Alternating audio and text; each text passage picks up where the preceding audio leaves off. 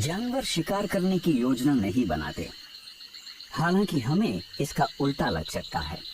ये भविष्य के बारे में नहीं सोचते, ये सिर्फ आज के वक्त में जीते हैं।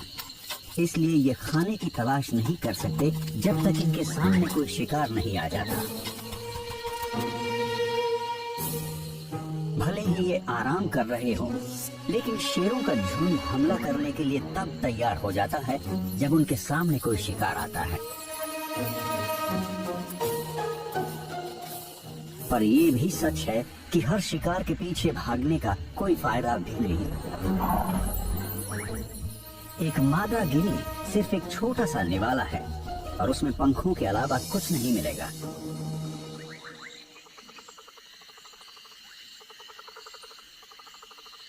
लेकिन मादा गिनीज की बदौलत सुस्ता रही शेरनियों को पूरे झुंड की भूख मिटाने का एक मौका नजर आया है।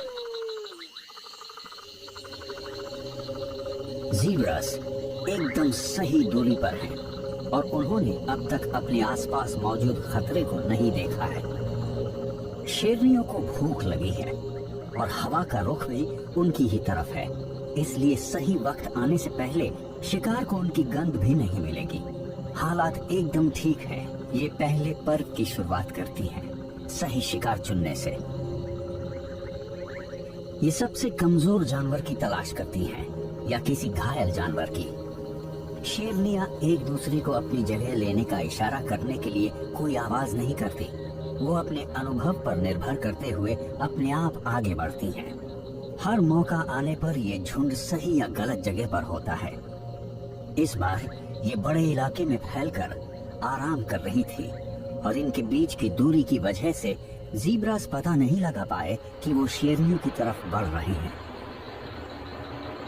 शिकार अब पूरी तरह से घेर चुका है, पर पता नहीं ये इनकी किस्मत थी या इसलिए कि ये शिकारी हमेशा ऐसे ही आराम करती हैं।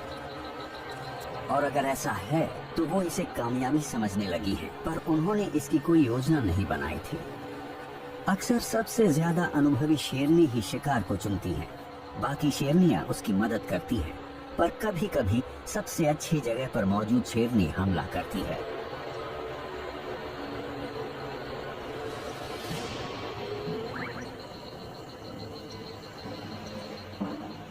शिकारियों को अक्सर पैंतरा बदलना पड़ता है।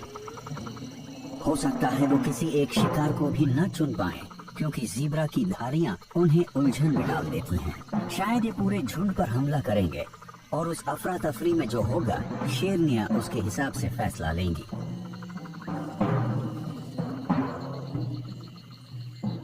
ये वो शेरनी है जो हमले की शुरुआत करेगी।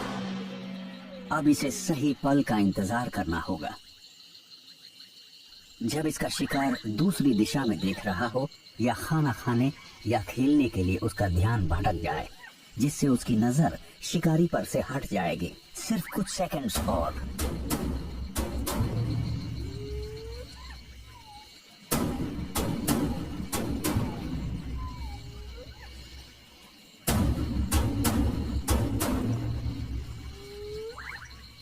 जब इसे लगता है कि ये कामयाब हो सकती है तो ये खतरा उठाते हुए हमला कर देती है।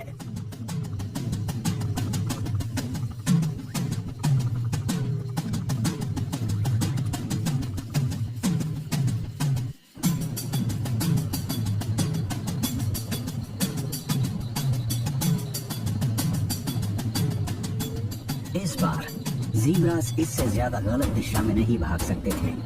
वो हमलावर से जान बचाकर भागते हैं, लेकिन बाकी शेरनियां ठीक इनके बच निकलने के रास्ते के बीच में है।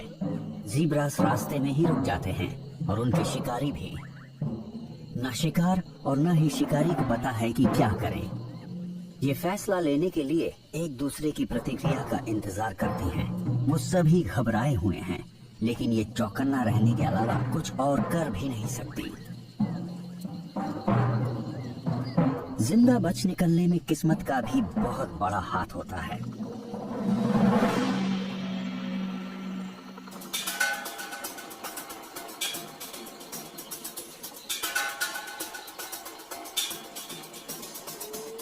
सबसे कम उम्र की शेरनी हमला करने की अपनी चाहत को रोक नहीं पाती, लेकिन अनुभव की कमी की वजह से इन्हें अपना शिकार गंवाना पड़ सकता है।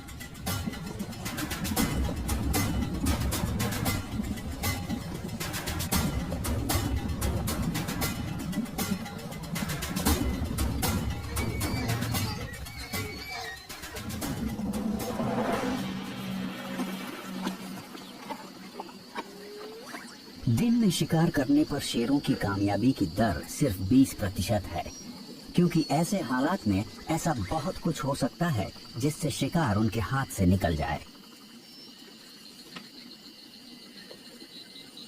लेकिन अगर इस अफरा तफरी में शिकार वापस मुड़कर अपने शिकारी से दूर भागने के बजाय उसी की तरफ भागना शुरू कर देता, तो जाहिर है कि शिकारी भी अपने आप रुक जाता और शिकार उसके हाथ से निकल जाता। शेर चोटी के शिकारी होते हैं और अजीब बर्ताव के अलावा उन्हें किसी चीज से डर नहीं लगता, और अगर शिकार उनसे दूर ना भागे तो ये अजीब है। सभी जानवर किसी अजीब चीज या बर्ताव के होने से डर जाते हैं।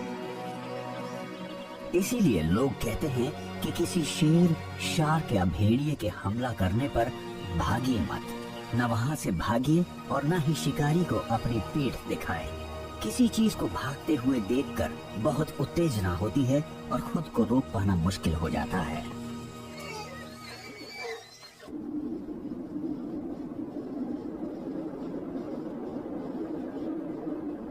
जब किसी भूखे शिकारी की नजर कोई खाने लायक चीज पर आती है तो वो उसे पकड़ने की कोशिश करता है, लेकिन वो हमेशा अपने शिकार का पता लगाने के उन्हीं इंद्रियों का इस्तेमाल नहीं करते। बहुत कुछ वहां के कुदरती माहौल पर भी निर्भर करता है। बर्फीले उत्तर में बहुत ज्यादा दूर तक देख पाना आसान नहीं है। यहाँ लगभग हर चीज सफेद है या फिर वो बर्फ के नीचे दबी हुई है। यहाँ सूंघने की काबिलियत सबसे ज्यादा कम आती है और उत्तर दिशा में बढ़ते हुए पोलर बेयर उसी का इस्तेमाल करते हैं, शायद अपने दिमाग में किसी सील की याद लिए। ये शब्दों में तो नहीं सोच सकता, पर इसका दिमाग अलग अलग आवाजों, गंध और आकृतियों को याद रख सकता है। अपनी सूंघने की काबिलियत से इसने पता लगा लिया है कि यहाँ पास ही लेमिंग्स हैं। ये उनके खोदने की आवाज भी सुन सकता है, पर उन्हें देख बिल्कुल नहीं सकता।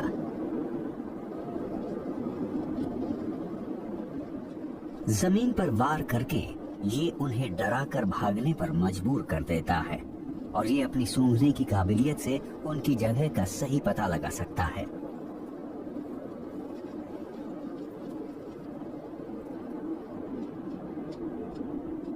लोमड़ियां भी पोलर बेयर्स जैसी खूबियों का इस्तेमाल करती हैं, पर उनसे बेहतर।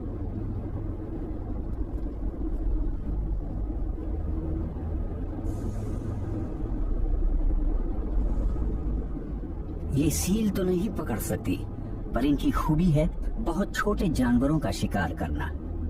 हम जानते हैं कि मैमल्स के पास थोड़ी बहुत याददाश्त होती है, जिसकी बदौलत वो कुछ खास तरकीबों को याद रख पाते हैं और उनकी जगहों पर वापस आते हैं जहां किस्मत ने उनका साथ दिया था।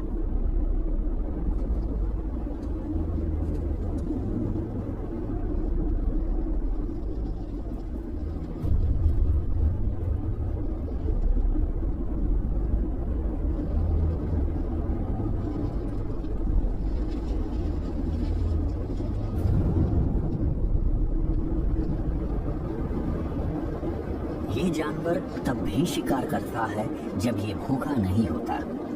इसने एक ऐसा काम करना सीख लिया है जो सिर्फ ज्यादा विकसित समझ वाले जीव ही कर सकते हैं। इसने खाना जमा करना सीख लिया है।